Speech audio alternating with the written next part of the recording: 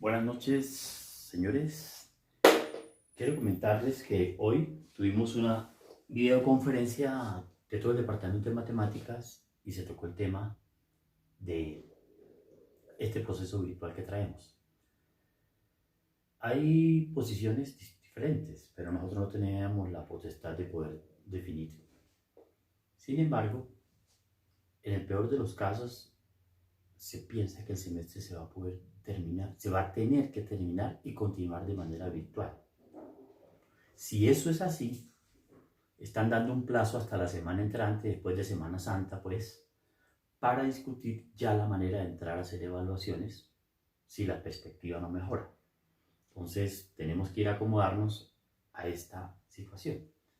En el caso de que procedan las cosas de esta manera, nosotros tenemos que empezar a hacer las evaluaciones que hasta este momento pues, no se han hecho, aunque estamos en el tiempo de poderlas hacer, sobre todo la primera.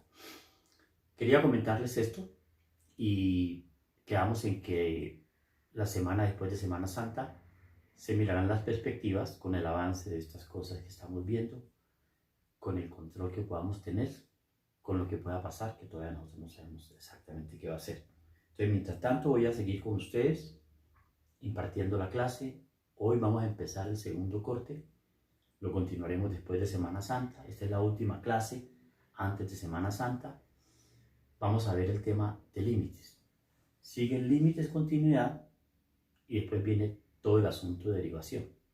Entonces vamos a ver el tema de límites. Hoy empezamos con él y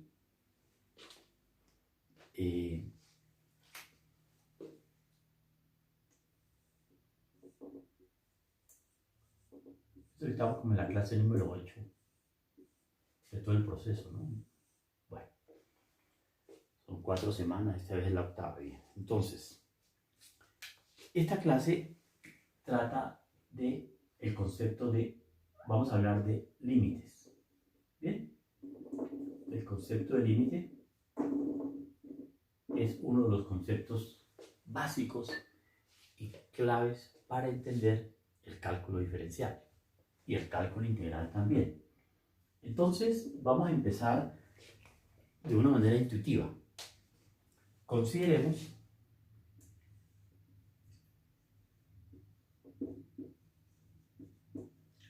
lo que hemos visto en las clases anteriores, la función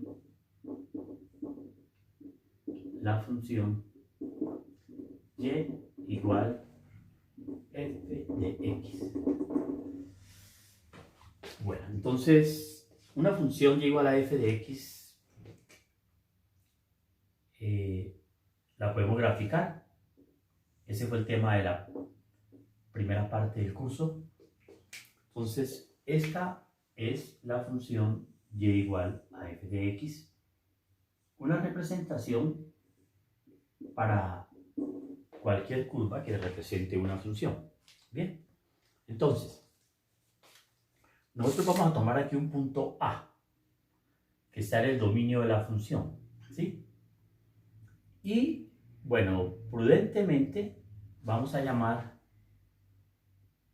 a este punto, siguiendo la estrategia cartesiana, ¿no? Moverse uno cartesianamente, este es el eje Y. A este punto que está acá lo vamos a llamar el punto B. Bien. Entonces, lo que nosotros vamos a estudiar es lo siguiente. Yo tengo aquí una variable x. O sea, le asigno x porque va a ser cambiante, fluctuante, es una variable. Y voy a estudiar qué pasa cuando x se aproxima a A. Vea usted que cuando x se aproxima a A, en este momento este sería f de x. Pero no nos cuesta trabajo poder deducir que si el x empieza a aproximarse a A, el f de x lo hace a B por el comportamiento de la curva. Entonces, esto lo vamos a escribir de esta manera. Observamos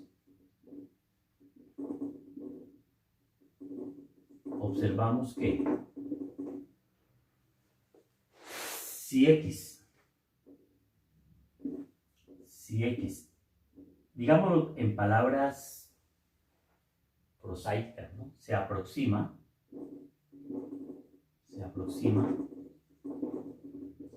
al valor A, entonces f de x, que sería esta contraparte, a medida que esto se mueve, f de x se aproxima,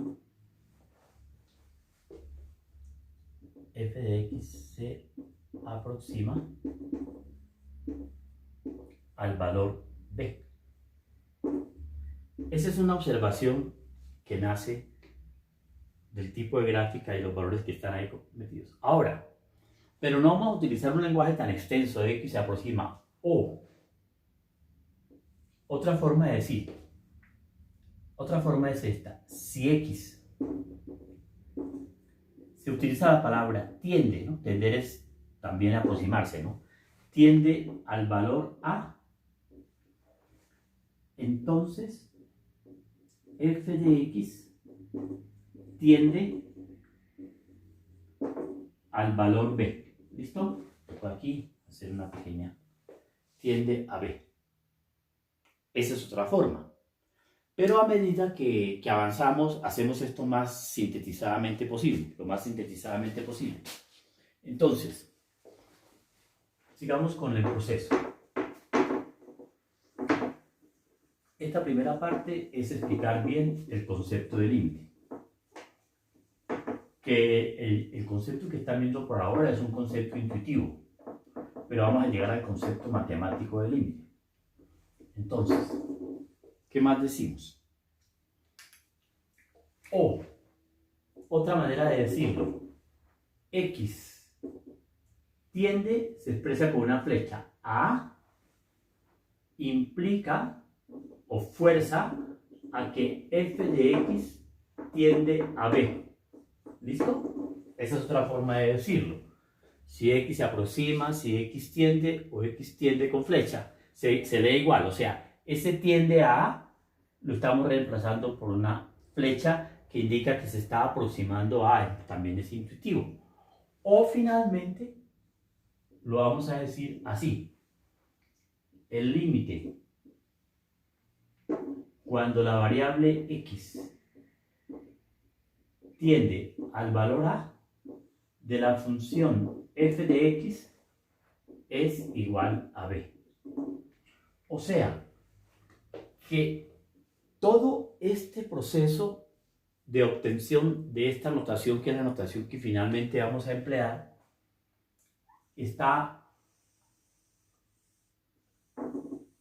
todo este proceso está conducido a poder entender este simbolismo. Eso se puede llamar un simbolismo. Y entonces, por ahí empezamos. Empezamos por ese lado. Bien. Aquí viene una serie de comentarios y tenemos que mirar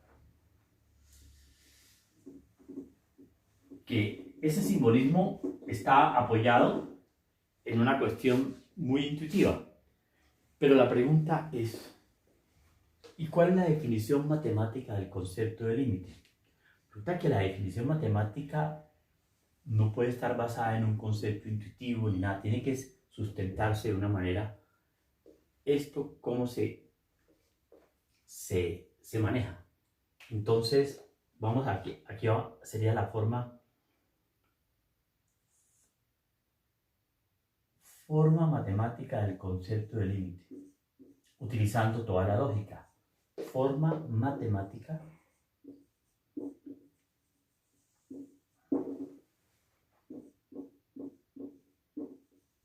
del concepto de límite.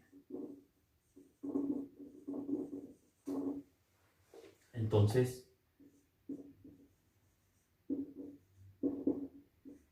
bien. Entonces, para iniciar esa forma matemática del concepto de límite, lo primero que vamos a observar es lo siguiente. Primero que todo,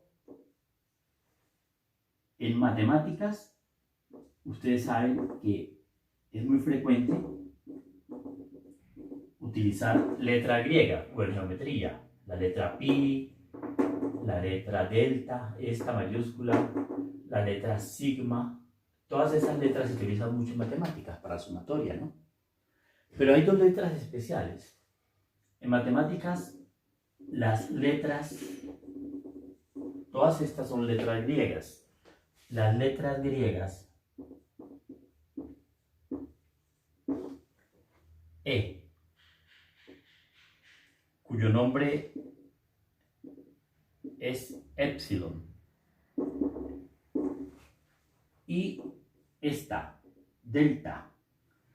Delta es la minúscula de esta delta.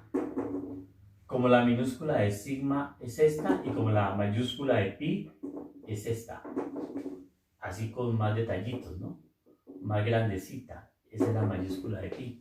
La minúscula tiene este arabesco acá. O sea, estas son letras minúsculas griegas, epsilon y delta. Esta que está aquí es la letra delta minúscula. Entonces, ¿cuál es el comentario? En matemáticas, las letras griegas epsilon y delta representan, no son tan fijas como pi, que es 3,14, no. Estas letras representan cantidades, es el sentido de ellas, cantidades positivas pequeñas. Y todo el tiempo en las matemáticas, cada vez que usted vea esta letra o vea esta, ellos están dando a entender que es una cantidad positiva pequeña, pero a diferencia de pi, aún no está determinada. Por ejemplo, epsilon puede ser 0.01, delta puede ser 0.001. Es más o menos el sentido de esas letras. Pero bueno, claro, empecé con algo muy complejo, pero voy a tratar de ser lo más claro posible en medio de esta complejidad. Entonces, sigamos. Eso es para iniciar. Sigamos con esto. ¿Y qué papel juegan las letras griegas dentro del concepto de límite? Volvamos a mirar el gráfico que hicimos anteriormente. Entonces, volviendo al gráfico anterior, ¿sí? Volviendo al gráfico anterior,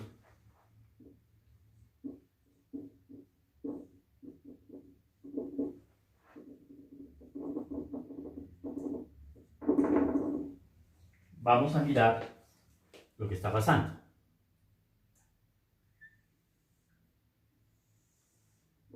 Esto es X, esto es Y. Trato de ser más o menos coherente con la curva que tenía antes, que sea algo parecido, y igual a f de X, ¿sí? Y entonces aquí tenemos el punto A. Por aquí está el punto A. ¿Bien? Aquí al frente debemos tener el punto B. Bien. Entonces, resulta lo siguiente. Desde el punto de vista matemático, ¿qué significa que el límite exista? Significa que usted pueda tomar aquí un entorno alrededor de B. Este entorno tiene radio epsilon, o sea, epsilon es esta distancia y es esta. O sea, es tomar un intervalo centrado en B. Entonces, y ahora mire lo que va a pasar. Si yo tomo este intervalo, yo puedo hacer este movimiento.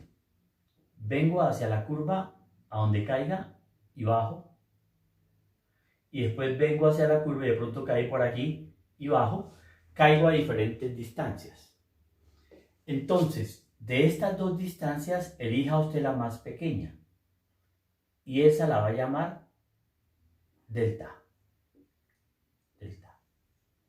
Vea usted que tanto epsilon como delta son cantidades positivas, pero van a ser pequeñas.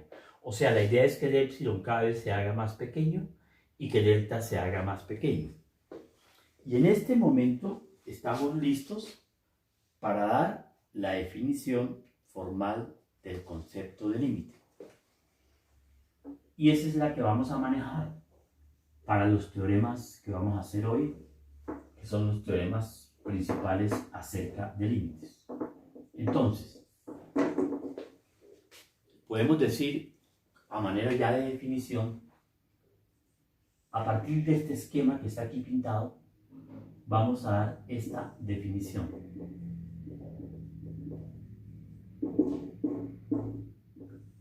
Entonces vamos a dar una definición matemática del concepto de límite y lo vamos a decir de esta manera. Decir que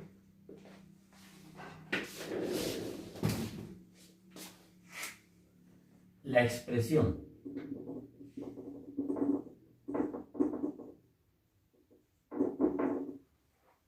límite cuando x tienda a A de f de x igual a b, que es lo que uno está viendo que pasa ahí, porque miren, uno se da cuenta que si x tiende a A, f de x tiende a b, esa expresión significa,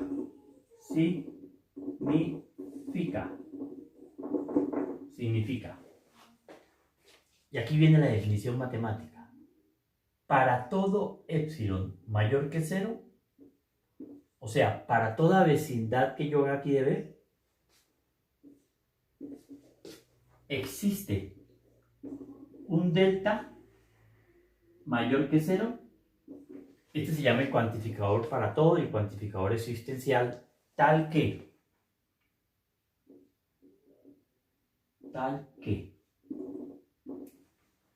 y aquí colocamos la condición final. Si la distancia entre x y a es menor que delta y mayor que 0, ya aclaramos toda esa simbología, entonces la distancia entre f de x y b es más pequeña que epsilon, y cierro ahí. Perdón, me quedé montadito, pero bueno, no vale la pena pasar abajo. Ahora, voy a explicar qué significa esto. Significa que por muy pequeño que usted tome esta distancia, esta vecindad del E, usted siempre va a encontrar aquí un ¿qué? Un delta. Tal que, ¿qué significa que la distancia entre X y A sea más pequeña que delta? Que el X va a estar metido por acá, mírenlo. Este X tiene la característica de que está a una distancia de A menor que delta. Entonces, mire dónde está el f de X. El f de X cae por aquí, cae a una distancia de B más pequeña que X.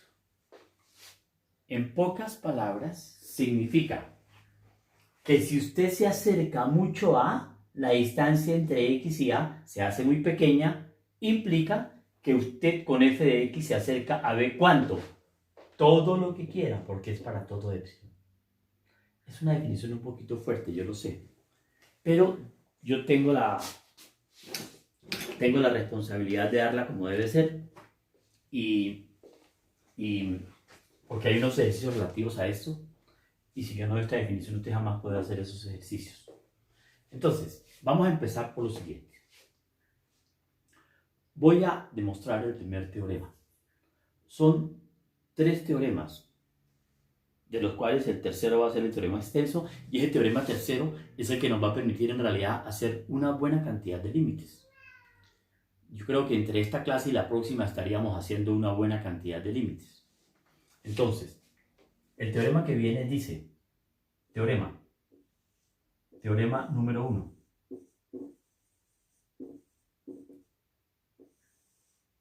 Teorema número 1 dice que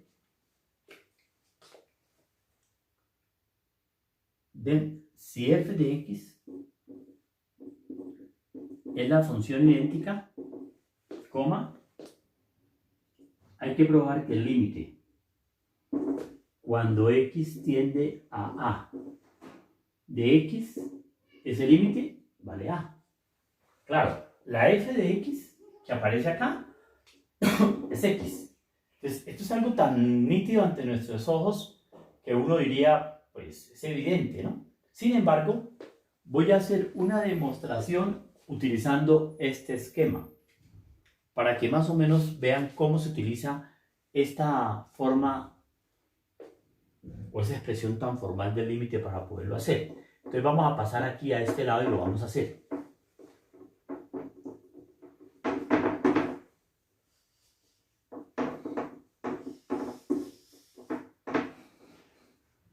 Entonces viene así. Demostración.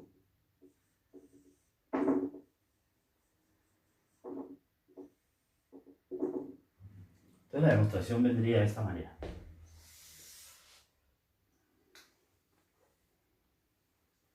Yo tengo, vamos a hacer el gráfico de la función f de x igual a x. Esa gráfica sería así. Una recta en 45 grados, ¿no? Que es la recta y igual a x. Y igual f de x igual a x es una recta, ¿sí? Vamos a señalar, estamos haciendo límite cuando x tiende a de x. Entonces vamos a señalar aquí el punto A. ¿Ve? Pero como esto va en 45 grados, uno sospecha que este punto tiene que ser A. Pero ¿cómo lo hacemos? Hay que probar que para todo épsilon existe un delta. Entonces, para hacer esta demostración, yo empiezo así, diciendo, sea épsilon mayor que 0, cualquiera. O sea, yo tengo que demostrar que existe un delta tal que cumple esto. Pero, sin embargo, vamos mirando el dibujo. Tomar un épsilon es tomar un entorno aquí. El épsilon se toma siempre acá. O sea que este es un entorno de radio épsilon. Pero sucede que cuando usted cae aquí, por ser una inclinación de 45 grados, usted se va a llevar una sorpresa. Y es que el elemento delta de acá es igual a épsilon. Claro. Entonces, ¿cuál es el delta que necesito? Pues delta igual a épsilon. Entonces, sea épsilon mayor que 0 cualquiera. Dice, debemos hallar, yo estoy respondiendo a esta definición, para todo épsilon existe un delta. Debemos hallar delta mayor que 0 tal que cumpla esta condición. Si la distancia entre x y a es mayor que 0 y menor que delta, entonces la distancia entre f de x, pero f de x es x, entonces la distancia entre x y a es menor que épsilon. Entonces, ¿cómo debo escoger el delta? Pues el delta lo escojo como épsilon. Entonces, basta tomar delta igual a épsilon. Basta elegir o tomar, elegir, para terminar aquí, delta igual a épsilon y está demostrado. Listo. Esto quiere decir que iguales acercamientos acá son iguales acercamientos acá, luego delta es igual a épsilon. Hay un detallito acá. Quiere decir que cuando usted hace un límite, usted estudia el comportamiento cerca de A, pero no exactamente en A. Porque si esto no existiera como restricción, querría decir que X podría ser igual a A. O sea que dentro de un límite, usted estudia a lo que tiende la función, pero no exactamente en el punto. Eso lo volveremos a discutir más adelante. Ya tenemos este primer teorema. Vamos a ver un segundo teorema. Entonces, un segundo teorema sería este. Bueno, ahí utilicé la terminología epsilon delta, pero si nos ponemos a hacer epsilon delta, por ahora nos vamos a dilatar y vamos a continuar de una manera más ágil con el segundo teorema. Teorema número 2. Teorema 2. El teorema 2 dice que si la función f de x es igual a una constante c, entonces el límite cuando x tiende a a de la constante c es igual a c. Bien, ¿cómo hacemos la demostración? Vean ustedes que yo no he borrado la definición para poderla utilizar y hacer una nueva demostración. ¿Sí? Entonces, esa nueva demostración lleva estos pasos. Entonces, demostración viene así.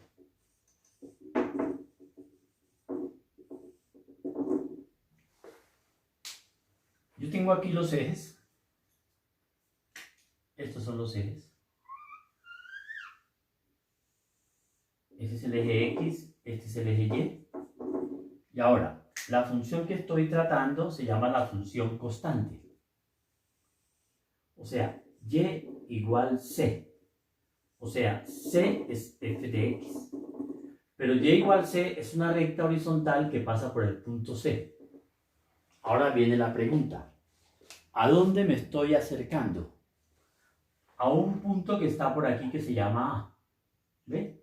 O sea que X tiende a A. Entonces, usted dé un epsilon. ¿De acuerdo? Como antes. Porque para todo epsilon existe un delta. Entonces yo digo lo siguiente. Sea epsilon mayor que 0 cualquiera. Entonces sigo con el mismo estilo de la demostración anterior. Debemos hallar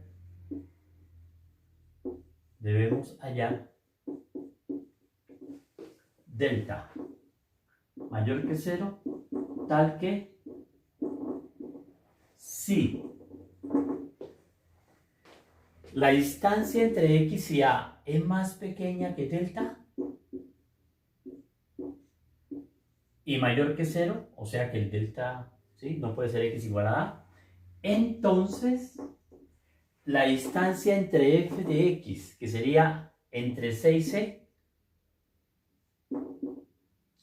es igual a 0. Perdón, es menor que epsilon. Pero esto es 0. Ah, pero esto es 0 menor que epsilon. Eso significa que la condición siempre se cumpla y el delta no juega ningún papel. Entonces usted puede coger cualquier delta le sirve, cualquier delta, ¿sí? Entonces, ¿por qué? Porque si usted se mete acá, véalo usted, si se mete acá con el X, siempre va a caer dentro, es más, cae ahí. Entonces, el problema era encontrar el delta, pero como epsilon siempre fue, como esto siempre se cumple, yo puedo tomar cualquier delta y el comentario final en la demostración de un teorema es que cualquier delta sirve. Cualquier delta sirve. Bueno, listo. Estos son los dos límites primeros. Cualquier delta mayor que 0 sirve. O sea, si fuera más grande y fuera más pequeño, este es el A. Vean el X siempre cae por dentro. Para cualquier delta. Entonces, estos son los dos primeros teoremas. Viene ahora el último teorema, que es el que nos va a permitir hacer límites. Ese último teorema es el tercero. Dice lo siguiente. Teorema tercero. Con este teorema y los dos anteriores, es el objetivo de la clase que tenemos nosotros hoy. Podemos empezar a hacer una serie de límites interesantes. Y este teorema dice, teorema 3, tiene varios incisos. Teorema 3. ¿Bien? En la secuencia que traemos. Teorema 3 dice, si el límite cuando X tiende a A de f de X es igual a B y al mismo tiempo el límite cuando X tiende a A de G de X es igual a C, entonces tiene 4 partes. Primera parte la vamos a marcar con el numeral I. El límite cuando X tiende a A de f de X más G de X, la parte fundamental es que es igual al límite cuando x tienda a A de f de x más el límite cuando x tienda a A de g de x, o sea, es igual a b más c. ¿Listo? Esto es un paréntesis cuadrado. Mi intención fue esa. Paréntesis cuadrado, ¿sí? O sea que el límite de una suma es la suma de los límites. Segunda parte. El límite cuando x tiende a A de una constante c por f de x, este límite, esta es una constante. Toda constante la puedo sacar. Es igual a c por el límite cuando x tiende a A de f de x y es igual, pero el límite de f de x es b, es igual a c minúscula por b. C minúscula es una constante. Tercera parte. Esto que está acá es la penúltima parte del teorema. Dice límite cuando x tiende a A de una función f de x por una función g de x es igual al límite cuando x tiende a A de la f de x por el límite cuando x tiende a A de la g de x, y esto es igual a b por c. Y viene el tercero, que no cabe ahí, toca crear un espacio arriba. Entonces borremos acá y viene el tercero. Y el tercero es el cuarto, perdón. Cuarto. Dice, el límite cuando x tiende a A de una función f de x dividido entre una función g de x, o sea, es el límite de un cociente, es igual, el hecho fundamental es que es el límite cuando x tiende a A de la función f de x dividido entre el límite cuando x tiende a A de la función g de x. O sea, el límite de un cociente es el cociente de los límites. O sea, es igual a b sobre c, pero aquí tenemos que tener cuidado de que ese c sea diferente de c. ¿No? Si c es diferente de c. Si no, ese límite no va a existir. Bien. Entonces, ¿qué es lo que estamos diciendo? Que un límite de una suma es la suma de los límites, que el límite de una constante por una función de la constante por el límite de la función, el límite de un producto es el producto de los límites, ¿sí? Y el límite de un cociente es el cociente de los límites. Los dos teoremas anteriores y este nos van a permitir hacer límites, que es como la parte final de la clase de hoy. Entonces vamos a hacer algunos ejercicios, ¿sí? Unos ejercicios que son los siguientes. Los ejercicios serían estos. Entonces, a ver, ejercicio número 1.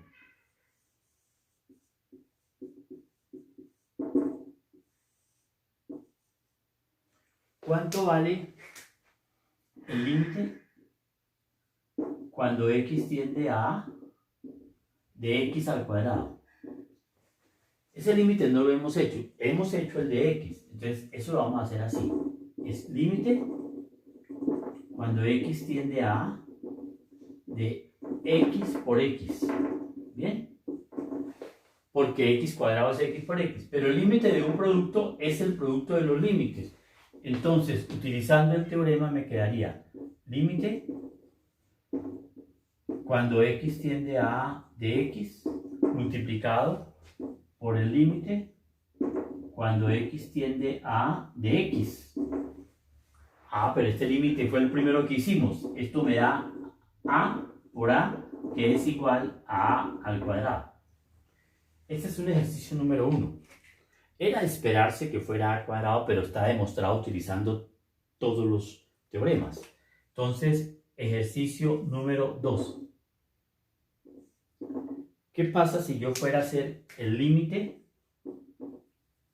cuando x tiende a de 2x al cuadrado más 3. Entonces, yo lo primero que hago es separar la suma. Y me queda límite cuando x tiende a de 2x al cuadrado más límite cuando x tiende a de 3. Aquí saco la constante porque es otra propiedad de los límites. Y entonces paso a la parte superior. Espero que esto esté quedando claro. De una forma muy sencilla, sin bajarle al nivel de llegar a una conclusión. Esto me va a dar 2 veces el límite cuando x tiende a a de x al cuadrado. Y este me da... pero el límite de una constante es 3. O sea, al final, ¿cuánto me da? 2a cuadrado más 3. Entonces, mire estos dos límites. Perdón, esto es x al cuadrado, ¿no? Sí, x al cuadrado, que es x por x. De pronto lo borré y no me di cuenta. Bien. Vimos que el límite de x al cuadrado es a cuadrado. Que el límite de 2x cuadrado más 3 es 2a cuadrado más 3. Entonces, yo empiezo a ver que se está cumpliendo una cierta regularidad. Entonces, yo podría hacer un ejercicio ya aventuradamente para decir, no cuesta trabajo hacer un ejercicio número 3, y es que ¿qué? Que si yo quiero hacer el límite cuando x tiende a 2 de 4x cubo menos 5x más 2, yo puedo observar eso. Es simplemente, vea, es reemplazar la A en la función, ¿no? Vea, ¿cómo queda? 2a cuadrado más 3. ¿Y cómo era la función 2x cuadrado más 3? Aquí la función era x cuadrado y quedó a cuadrado. Entonces, esto me da 4 por 2 al cubo menos 10 más 2. 5 por 2, 10. Pero 8 por 4, 32. 22, eso da 24. ¿Qué significa esto? Que los teoremas me conducen a que si yo hago el límite de un polinomio, lo único que tengo que hacer es calcular el polinomio en el valor. O sea, ¿esto qué es? Esto es la función calculada en 2, f de 2. Si esta función fuera f de x, el límite me da f de 2. Entonces, viene un teorema como resumen de lo que estoy haciendo hasta este momento, que es el siguiente. Un teorema global que dice, hay una definición que voy a recordar, no sé si la dimos, definición.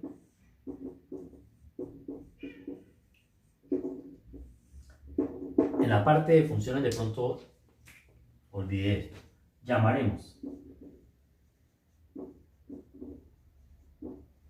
Que los polinomios lo vamos a estudiar en este capítulo, el límite lo vamos a estudiar a profundidad. Llamaremos polinomio. Por eso no lo mencioné antes. Polinomio de orden n, polinomio de orden n en la variable x,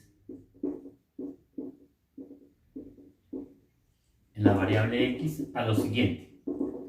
La nomenclatura que se emplea es polinomio p de grado n en la variable x. Se escribe así: a sub n es un coeficiente por x a la n, más a n-1 por x a la n-1, más siga usted así, más a1 por x más a0. ¿Listo? O sea que este es un polinomio de grado ¿cuánto? De grado 3.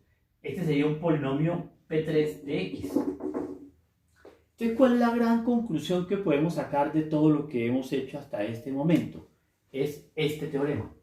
O sea, todos los teoremas anteriores y todo lo que se ha hecho de límites hasta ahora, incluyendo la definición formal y todo, conducen a este primer gran teorema.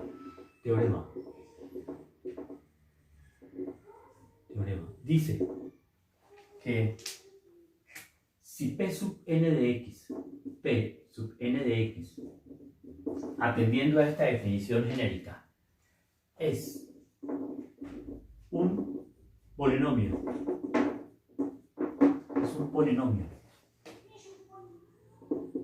de orden n coma, entonces, el límite cuando x tiende a a de p sub n de x es p sub n de a.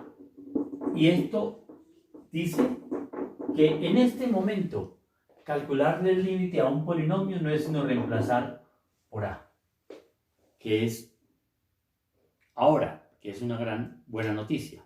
O sea, no tenemos problema en calcularle límites a polinomios. Entonces vendría otra definición. Además de polinomios tenemos este otro tipo de funciones. Dice, llamaremos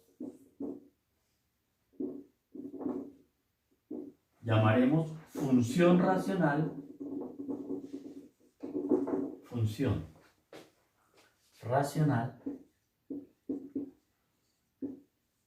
a la siguiente. Se llama la función n de x, una función en la cual usted tenga arriba un polinomio y abajo tenga otro polinomio q de x. Voy a darles un ejemplo porque esas funciones que las vamos a tratar a profundidad en este capítulo y en este corte no las habíamos tratado pormenorizadamente en la primera parte. ¿Sí? Entonces aquí las vamos a tratar con mayor profundidad. Ejemplo. Yo puedo tener esta función. La función racional r de x se va a llamar la función, pongámosle 4x3 menos 6x2 más x dividido por x al cuadrado más 4. Una cosa así. ¿Qué hay arriba? Un polinomio de grado 3 y abajo un polinomio de grado 2. Eso se llama una función racional. Es llamada una función racional. ¿Listo? Entonces, esa función racional que ustedes ven ahí tiene una característica especial que va a estar en el siguiente teorema, que es ya la parte final de lo que pensábamos hacer hoy. Mostrar la parte más sencilla de los límites. Entonces es este teorema. Dice el teorema. Dice, si r de x igual a un p de x sobre un q de x, como la que está arriba, ¿no? Sería un p de x sobre un q de x. Es una función racional,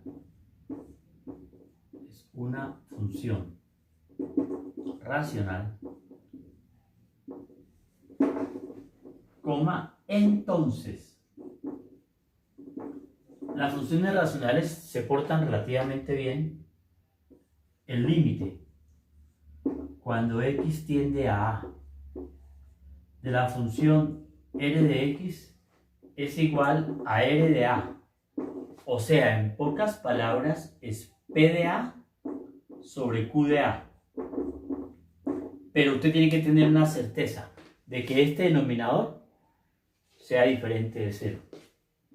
Y la demostración viene de esta manera, siempre y cuando el denominador sea diferente de 0. Entonces, la demostración es esta. ¿Sí? La demostración viene así. La demostración viene de esta manera. Si q de a es diferente de 0, ¿no? Entonces sería límite. ¿Cuánto vale el límite? Cuando x tiende a de r de x, pues es igual al límite cuando x tiende a de p de x sobre q de x. Y esto es igual al límite cuando x tiende a... Perdón. En este momento vamos aplicar un teorema que dice que el límite de un cociente es el cociente de los límites. Entonces, esto sería límite cuando x tiende a A de p de x arriba, porque el límite, y abajo la función es límite cuando x tiende a A de q de x. Ah, pero como el límite de un polinomio es p de A, esto me da p de A. Y abajo ya me garantizaron que q de A es diferente de 0. Pero resumiendo, esto me da R de A. Listo. Y queda demostrado el teorema. Entonces, para terminar esta charla, voy a hacer un ejercicio, pero después vendrán límites que son un poquito más complejos que estos. Pero esta es la primera parte que quería llegar hasta acá. Ejemplo. Yo quiero calcular el límite cuando x tiende a 3 de x cubo menos 6x menos 4 dividido 2x2 menos 9. Pongámosle así. Usted lo que tiene que mirar es que cuando reemplacen 3, 9 por 2, 18 menos 9 es diferente de 0. Usted lo puede calcular de una vez. ¿Cuánto le da ese límite? 27 menos 6 por 3, 18 menos 4. ¿Y abajo cuánto me da? 9 por 2, 18. 18 menos 9. Bueno, lo que eso de las operaciones darían 27 menos 22. Esto da 25 novenos. O sea, este límite da 25 novenos. Y aquí dejamos por ahora, señores. La próxima clase, Dios mediante, continuaremos con esto, que es el segundo corte, que es un tema importante para ustedes, interesante también.